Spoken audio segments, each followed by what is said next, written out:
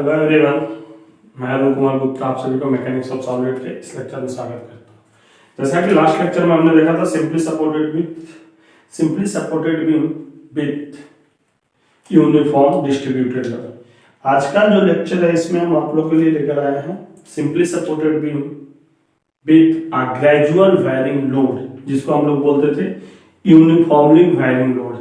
ठीक है, पहले हम टॉपिक डाल देते हैं, उसके बाद आगे बढ़ते हैं। आज का टॉपिक है आपका सिंपली सपोर्टेड बीम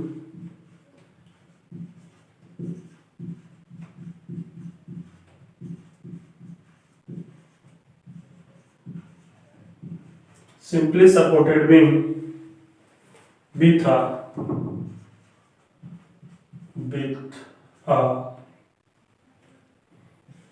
gradual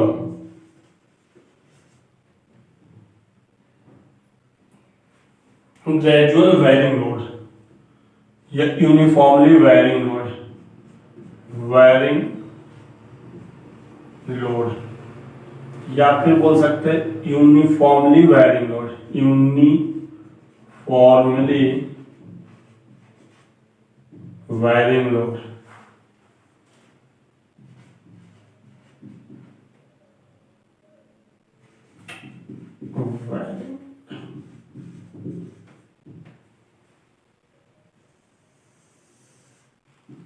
ये आपका आज का सिंपली सपोर्टेड बीम का टॉपिक है। तो चलिए देखते हैं कि क्या होता है, किस तरीके से होता है। यहाँ पे हम आपको एक फिगर बना कर दे रहे हैं।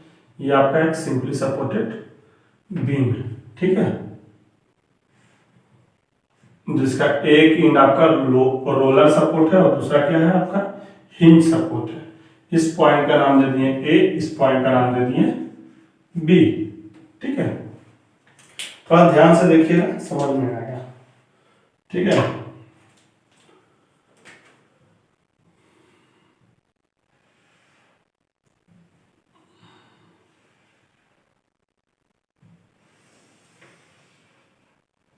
लोड कुछ इस तरीके से है।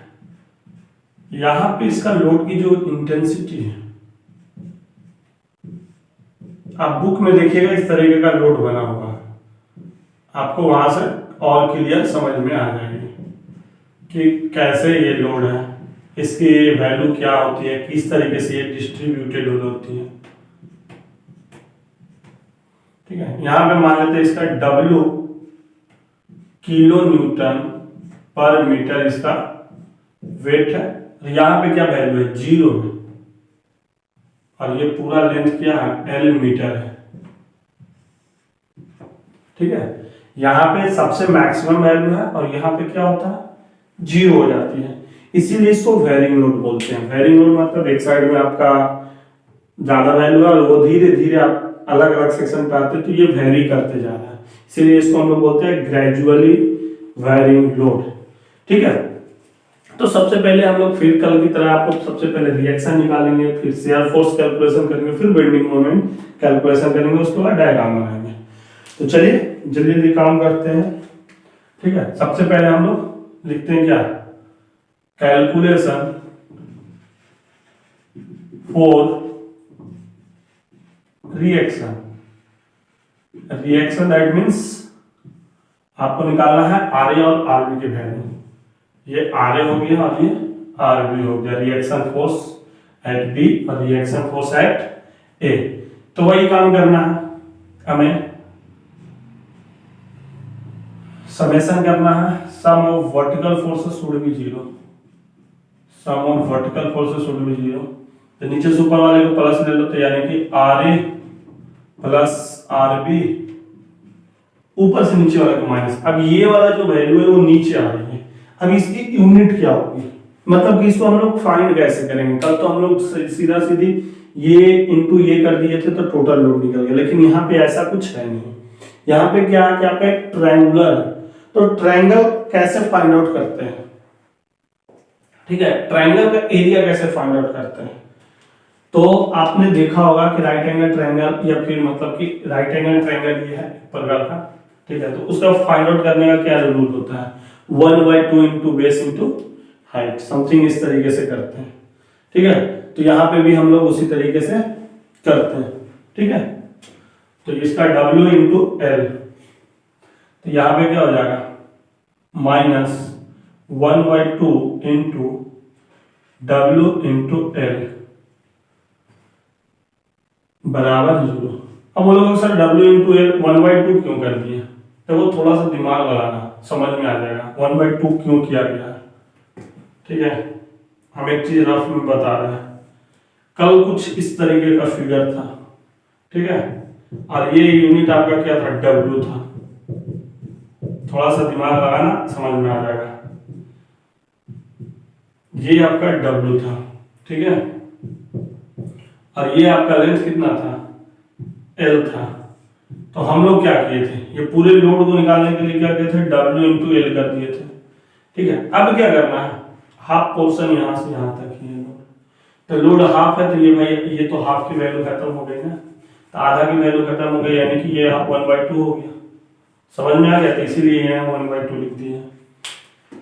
आई होप आप लोगों को ये चीज समझ में आ गई होगी।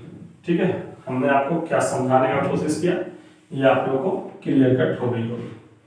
चलो अब इस तरीके से इसको हमको इक्वेशन के फॉर्म में लिखते हैं, तो RA प्लस RB, ये माइनस वाला ये चल जाएगा, तो क्या होगा WL/2 इक्वेशन फर्स्ट। फिर एक और इक्वेशन लेना पड़ेगा, summation of moment about A should be 0। ठीक है, moment about A should be 0 करेंगे, तो यहां से अब हमको एक चीज और इंपॉर्टेंट यहां पे होती है कि कल क्या कर रहे थे हम लोग, सीधा सीधा इस लोड को बीच में मान रहे थे। ठीक है, और बीच में मानकर वहां से हाफ डिस्टेंस, वहां से परपेंडिकुलर डिस्टेंस पे, सिंपली अगर बात करेंगे तो परपेंडिकुलर डिस्टेंस पे हम लोग क्या कर रहे थे, मोमेंट ले रहे थे। लेकिन यहाँ पे ऐसा कुछ नहीं होता। ट्रायंगल में अगर आप पढ़े होंगे मोमेंट, या सॉरी ट्रायंगल में आपको अगर सेंटर ऑफ ग्रेविटी की बात करते हैं, ट्रायंगुलर सेक्शन में centre of gravity next chapter में ऐसे पढ़ना है, या फिर आपको मैकेनिक्स में भी पढ़ना था। तो अगर आप मैकेनिक्स में पढ़े होंगे, कुछ याद होगा, तो उसमें जानते होंगे कि राइट एंगल ट्रायंगल में अगर कुछ इस तरीके का फिगर होता है, तो उसका जो सेंटर ऑफ मास होता है, ये इधर से 2/3L पे होता है और इधर से, ठीक है, तो इसका जो लोड होगा ना, ये आपका कुछ इस प्रकार से यहां पे लगेगा, एक्ट होगा। ठीक है, और जो कि आपका यहां से दूरी होगा L/3 पे, और यहां से अगर दूरी मेजर करना हो तो ये हो जाएगा आपका 2L/3। ठीक है, ध्यान से देखिएगा ये चीज, समझिएगा ये होता है। और यहां पे इसका लोड क्या हो जाएगा 1/1L/2, ये टोटल लोड की वैल्यू है। समझ में आ गया, तो ये चीज हमको भी यूज करना है, इसीलिए आपको बता दें। तो सबसे पहले अगर इस पॉइंट के वोट में ले रहे थे, ये लोड तो हमारे लिए क्या हो गया, बेकार हो गया। अब इसके बाद एक लोड ये है जो कि आपका किस डायरेक्शन में ले जा रहा है, क्लॉकवाइज डायरेक्शन में। इस तरीके से घूरेगा तो ये क्लॉकवाइज डायरेक्शन घूरेगा। तो क्लॉकवाइज डायरेक्शन में अगर हम प्लस लेते हैं तो एंटी क्लॉकवाइज को माइनस लेंगे, तो इसको हम प्लस ले लेते हैं। तो यहाँ पे लिख सकते हैं WL/2 इंटू कितना दूरी है, L/3।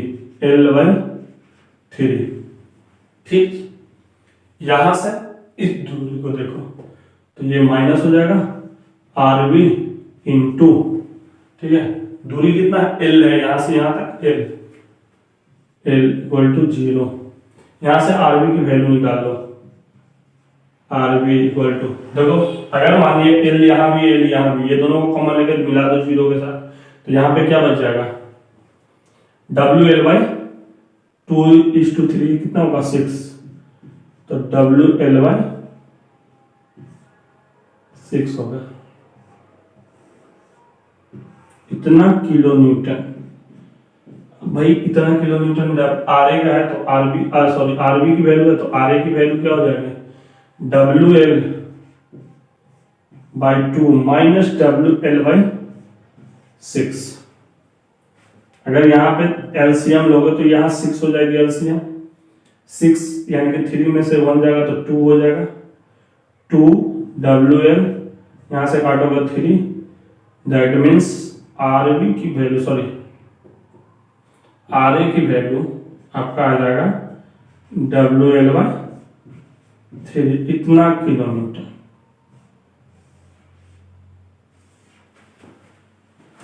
तो यहाँ पे हम लोग लिख सकते हैं, यहाँ पे वैल्यू आएगा आपका WL/3 और यहाँ पे जो वैल्यू होगा वो आपका होगा WL/6। ठीक है, ये चीज समझ में आ गई।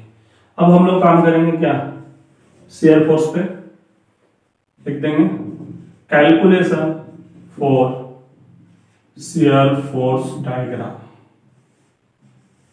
ठीक है, ध्यान से देखिएगा, कल की तरह फिर यही काम करेंगे हम लोग। क्या करेंगे, एक सेक्शन देंगे, ठीक है, और सेक्शन के अबाउट में हम लोग बात करेंगे। एक चीज इसमें ध्यान रखनी है, ठीक है, एक चीज हमेशा इसमें ध्यान रखना होता है कि जो सेक्शन लेते हैं ना, वो हमेशा जिस इंड पे जीरो वैल्यू होता है उस इंड से लेना स्टार्ट करते हैं। इसके पीछे क्या कारण है, इसके पीछे एक रीजन है। ठीक है, जो आप कैलकुलेशन कीजिएगा तो साथ में पता चल जाएगा कि आखिर क्या होता है। ठीक है, आप ये साइड से भी लीजिएगा तो कोई दिक्कत नहीं है, लेकिन अगर ये साइड से लीजिएगा ना तो आपको बहुत आसान होगा कैलकुलेशन करने में।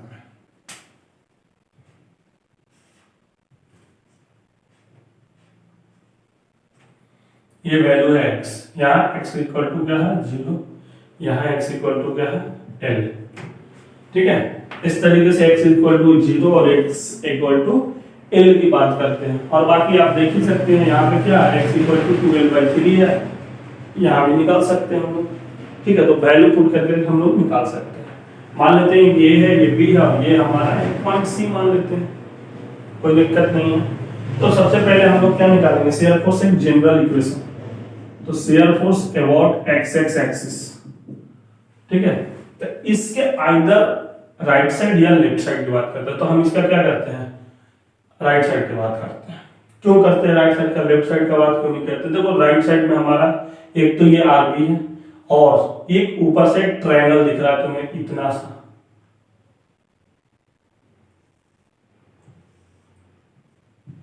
ठीक है, ये ट्रायंगल दिख रहा है। अब लेकिन इस ट्रायंगल का वैल्यू क्या है, ये बहुत इंपॉर्टेंट हो जाता है। तो देख लो भाई, इसके लिए आपको थोड़ा सा मैथ्स आनी चाहिए, थोड़ा सा आपको हम यहाँ पे बताते हैं।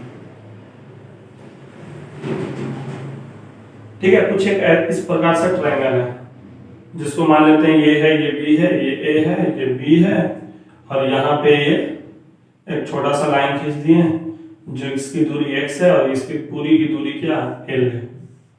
जो ऊपर में कंडीशन है वही चीज लिखती है। यहाँ पे अगर W है तो हमें ये वैल्यू तो पहले पता होना चाहिए, तभी तो ये इसका एरिया निकाल पाएंगे। तो इसके लिए क्या करते हैं हम लोग, सिमिलर ट्रायंगल कॉन्सेप्ट लगाते हैं। ठीक है, सिमिलर ट्रायंगल में क्या होता है कि ये लेंथ अपॉन ये लेंथ बराबर ये लेंथ अपॉन ये लेंथ। ठीक है, तो इस तरीके से कर सकते हैं हम लोग। या x को ऊपर रखना है तो x अपॉन ये कर दो, x अपॉन l। ये रेशियो होता है ये जब दो ट्रायंगल सिमिलर होते हैं, जबकि बोल सकते हैं कॉन्ग्रुएंट होते हैं, सिमिलर नहीं कॉन्ग्रुएंट होते हैं, तो इस तरीके का रूल लगाते हैं। x बाई l बराबर w बाई मान लेते इसको y। यही वैल्यू निकालनी है हमें y की वैल्यू, तो y ये साइड आ जाएगा, तो y ऊपर चला जाएगा, x नीचे, यानी कि w l बाई x। ये तुम्हारा वैल्यू हो गया। ठीक है, w l बाई x, यानी कि यहाँ पे अगर इसकी वैल्यू निकालनी हो तो इसकी वैल्यू हो जाएगी आपका w l बाई x। अब x की वैल्यू यहाँ पे 0 रखोगे तो क्या हो जाएगा, सॉरी गलत कहीं हो जा रहा है, गलत तो हो गया ना।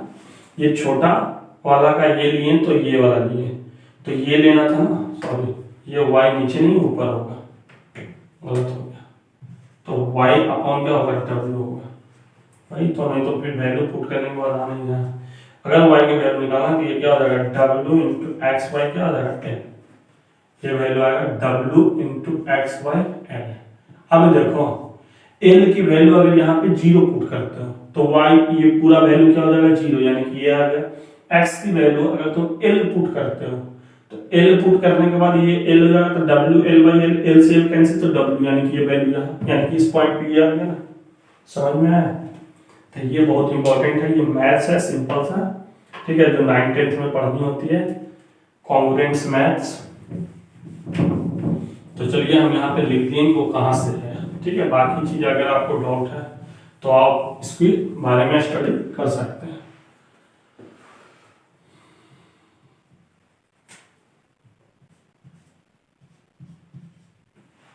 W x by L. तो चलिए ये वैल्यू तो आ गई।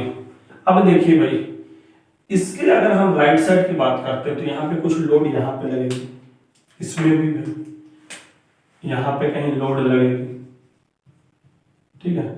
और ये लोड जो होगा ये डब्ल्यू एक्स बाई एल, देख लो ये ब्लू कलर वाला जो है ये W x by L into x into 1/2 ये लोड होगी ऊपर से नीचे। अब देखो ये साइन कन्वेंशन याद करना कि अगर हम लोग लेफ्ट हैंड साइड में चलते तो नीचे से ऊपर वाले को प्लस लेते थे, तो राइट हैंड साइड में क्या होगा कि ऊपर से नीचे वाले को प्लस लेते हैं और नीचे से ऊपर वाले को माइनस लेते हैं। तो राइट हैंड साइड में इसको देखेंगे तो ऊपर से नीचे वाले को क्या होता है, प्लस होता है। तो यहाँ पे ये हो जाएगा W x by L into x into 1/2, तो आगे लगा दो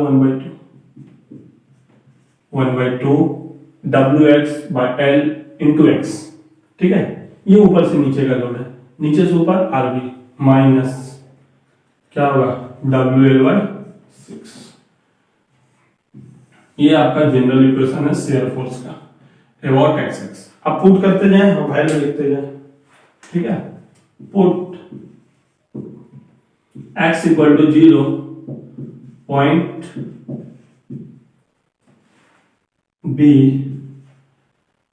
share force at point B equal to क्या हो जाएगा, यहां पे x की पुट करते हैं 0 तो ये 0 हो जाएगा और आपका यहाँ पे क्या हो जाएगा वैल्यू माइनस, यानी कि 0 माइनस डब्ल्यू L by 6, that means shear force at B equal to minus डब्ल्यू एल बाई 6।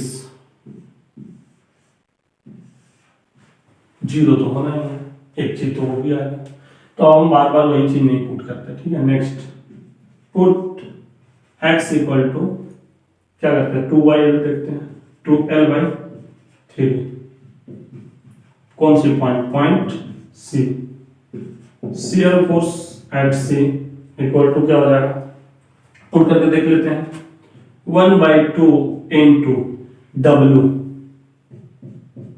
और ये x इंटू एक्स क्या हो गया एक्स स्क्वायर हो गया by L into x square की जगह पे ये पुट करना है 2l बाई 3 का होल स्क्वायर, ठीक है, माइनस डब्ल्यू एल बाई 6।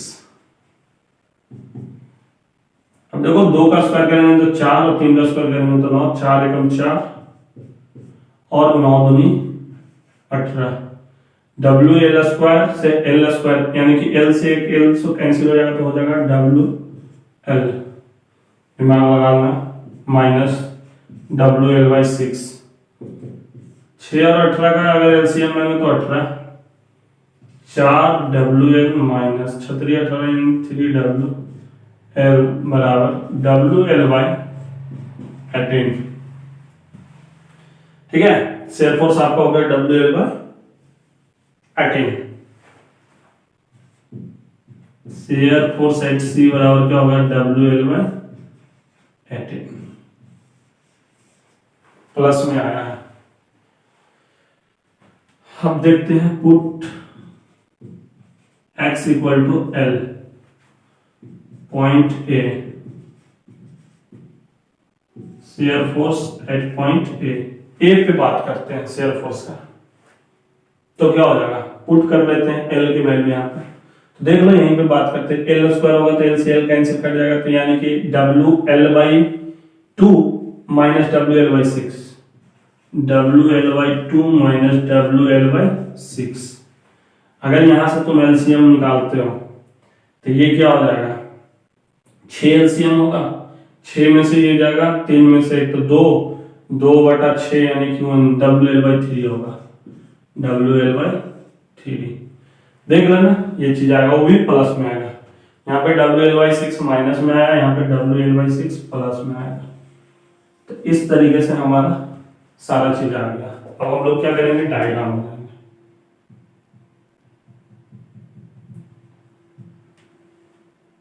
साथ में हर एक दिन आप लोग प्रैक्टिस करते चले, ठीक है। और जो भी आपको दिक्कत है आप हमें कॉल करके पूछ सकते हैं।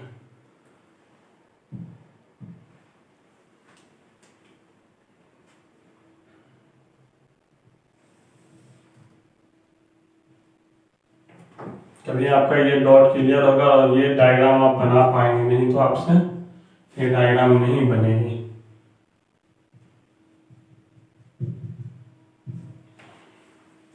ये आपका शेयर फोर्स बराबर क्या है, 0 है। शेयर फोर्स रेफरेंस लाइन है। अब यहाँ पे जैसे जैसे चीज आ रही है वो हम आप पुट कर देते हैं। एक पॉइंट आया माइनस में, बी पे कितना आया है, इसकी वैल्यू आई है आपका WL/6 आया है, ठीक है। सी पॉइंट पे WL/18 आया है। 18 का मतलब यहाँ पे कुछ इस तरीके से रहेगा, WL/18, ठीक है। और ये प्लस, देखो भाई ये छोटा है ये बड़ा है, WL/3 कुछ यहाँ होगा, उससे तो बड़ा होगा, WL/3। अब हमें क्या करना है, इसे मिलाना है। अब हम लोग को थोड़ा सा दिमाग में ये चीज रखना है कि किस तरीके से मिलाना है, कौन सी कर्व होगी, ठीक है। तो ये आपका एक पैराबोलिक कर्व होगा, क्योंकि यहाँ स्क्वायर आ रहा है, ठीक है। स्क्वायर और लीनियर दोनों चीज हो सकता है।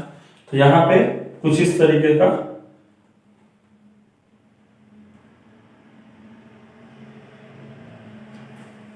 एक मिनट,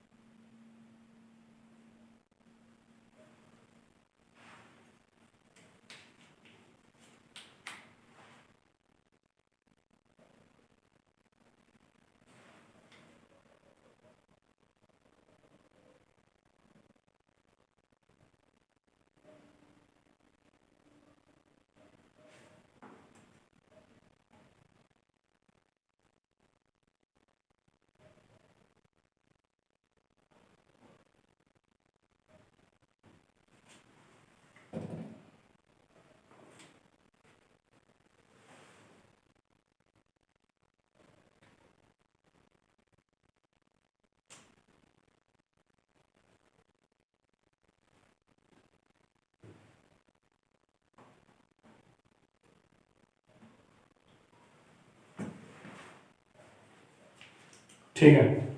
इसका कुछ इस तरीके से डायग्राम बनेगा।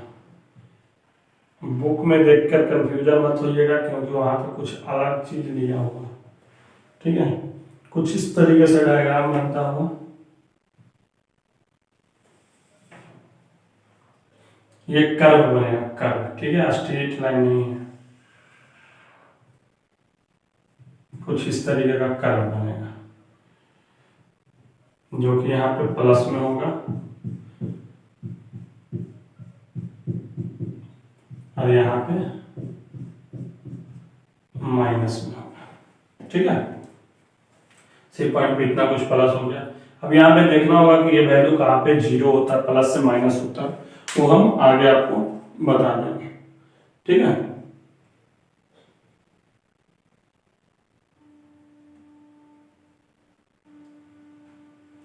जिस पॉइंट पे शेयर फोर्स 0 होता है उस पॉइंट पे बेंडिंग मोमेंट का वैल्यू क्या होगा, मैक्सिमम होगा। ठीक है, तो वो चीज हम लोग अभी फाइंड आउट करेंगे।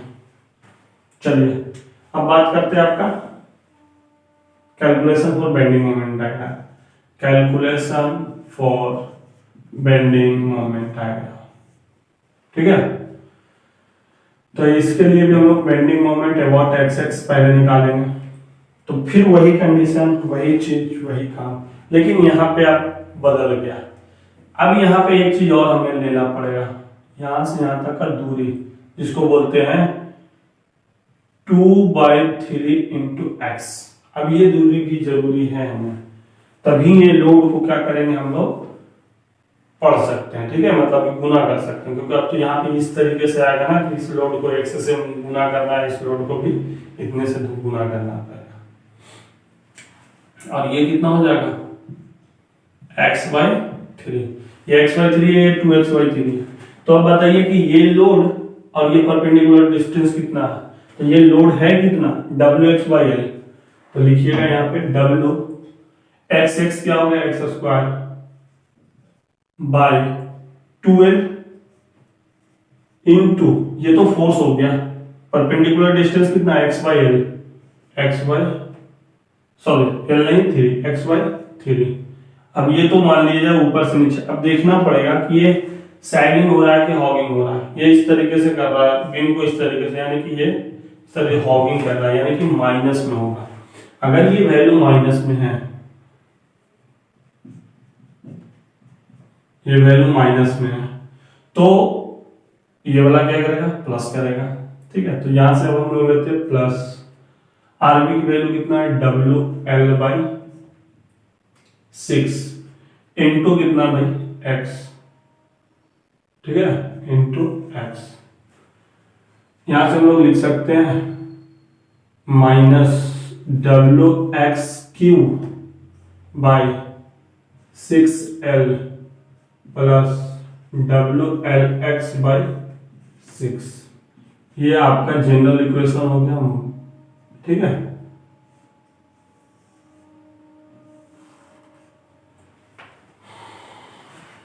ये हो गया आपका जनरल इक्वेशन।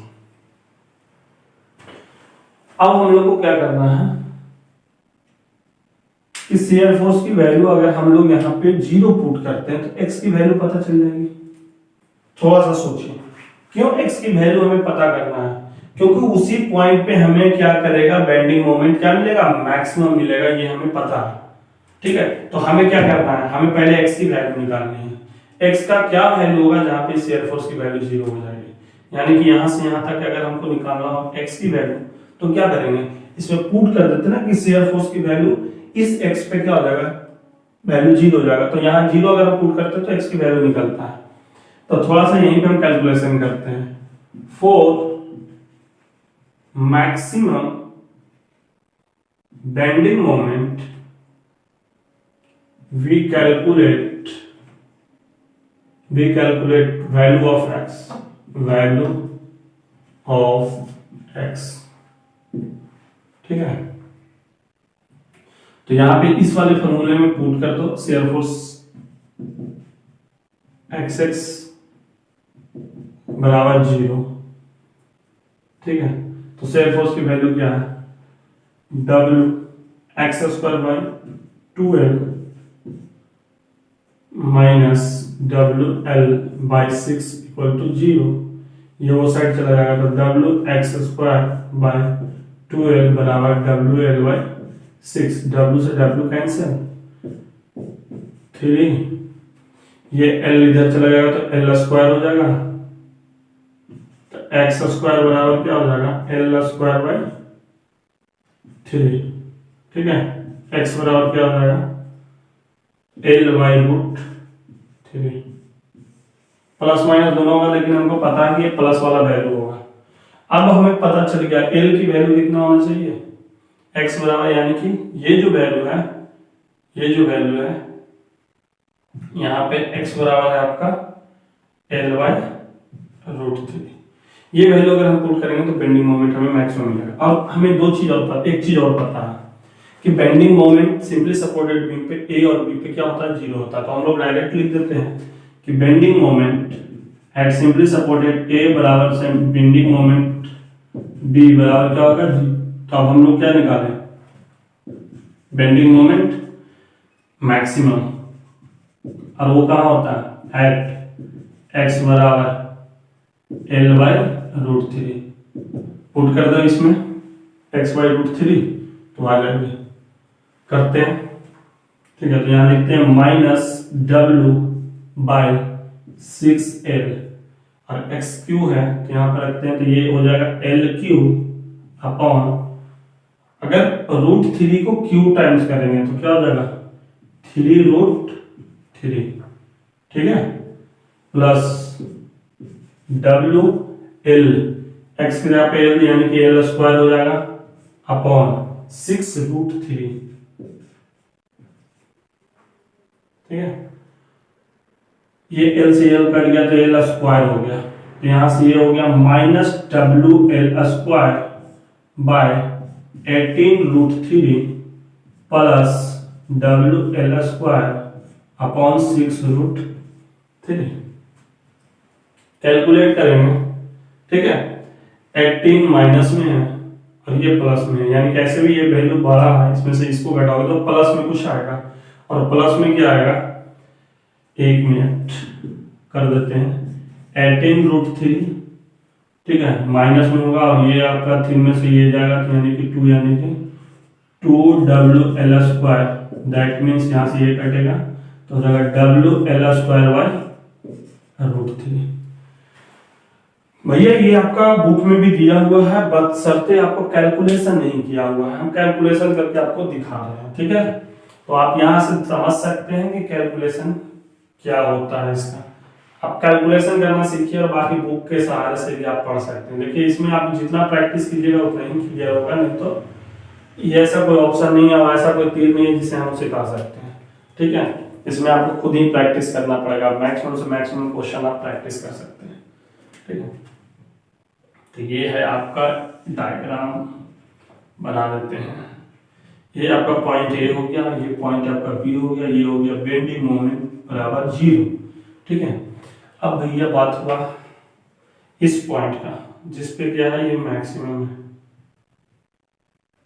ये कॉन्सेप्ट हम नहीं दिए, ये कॉन्सेप्ट ऑलरेडी बना हुआ, और ये कुछ इस तरीके का कर्व होगा।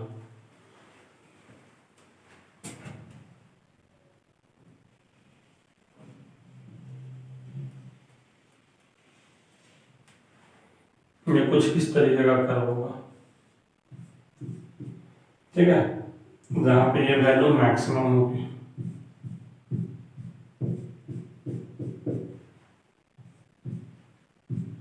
और जिसकी वैल्यू कितनी होगी, इससे मैक्सिमम कहीं नहीं हो सकता, यही आपका सबसे मैक्सिमम पीक पॉइंट होगा, ठीक है। और ये आपका क्यूबिक कर्व है। अगर आपसे पूछेगा तो ये कैसा है, तो क्यूबिक कर्व है। क्यूबिक कर्व का मतलब ऐसा कर्व जिसका इक्वेशन क्यूब है, देखो यहाँ पे x का पावर क्यूब है, तो ये क्यूबिक कर्व है। इस तरीके का ग्राफ बनेगा। यहाँ पे वैल्यू जो लिखाएगा वो क्या लिखाएगा, WL स्क्वायर बाय 9√3 होगा, यहाँ पे 9√3। इसको आप कैलकुलेटर में डालकर भी कैलकुलेट कर सकते हैं, कोई दिक्कत नहीं, ठीक है। इस तरीके से आपका ये डायग्राम बनता है, और ये आपका simply supported beam with gradual varying load या यूनिफॉर्मली वेरिंग लोड के लिए है, ठीक है। आई होप आप लोगों को ये चीज समझ में आया होगा। जितना मेरे साइड से पॉसिबल है हम उतना आप लोग के लिए कर रहे हैं इसमें, ठीक है। बाकी अगर आप लोग को कुछ ज्यादा ही कॉम्प्लिकेटेड लगती है तो आप सिंपल बुक का सहारा ले सकते हैं, ठीक है। एक एक करके थोड़ा धीरे धीरे आपको समझना पड़ेगा, और फिर आप हमें बताइएगा कि क्या पे आपको प्रॉब्लम आ रही है, तो हम फिर उसको सॉर्ट आउट करने का कोशिश करेंगे, ठीक है। तो नेक्स्ट लेक्चर में हम नेक्स्ट टॉपिक के साथ फिर आपके साथ मिलेंगे, यानी कि 3 आपका ये टॉपिक हो गया कंप्लीट। अब 3 आपको ऐसे ही कैंटिलीवर पे हम कराएंगे, ठीक है। यानी कि 3 और कैंटिलीवर पे कराने के बाद 1-2 आपका जनरल जो भी आपका प्रीवियस ईयर में क्वेश्चन पूछा है उसको हम लेंगे और उस पे आपको बेस्ट बता देंगे। ठीक है, तो जिससे आपका ये कॉन्सेप्ट क्लियर हो जाएगा। अब ये यूनिट आपका कंप्लीट होगा, फिर इसके बाद आपका next unit centre of gravity आ जाएगी। ठीक है, यानी कि अब इसके बाद आपका छोटा छोटा सा यूनिट है, ज्यादा आपको कॉम्प्लिकेटेड नहीं है, बहुत जल्द खत्म कर दिया जाएगा। Thank you.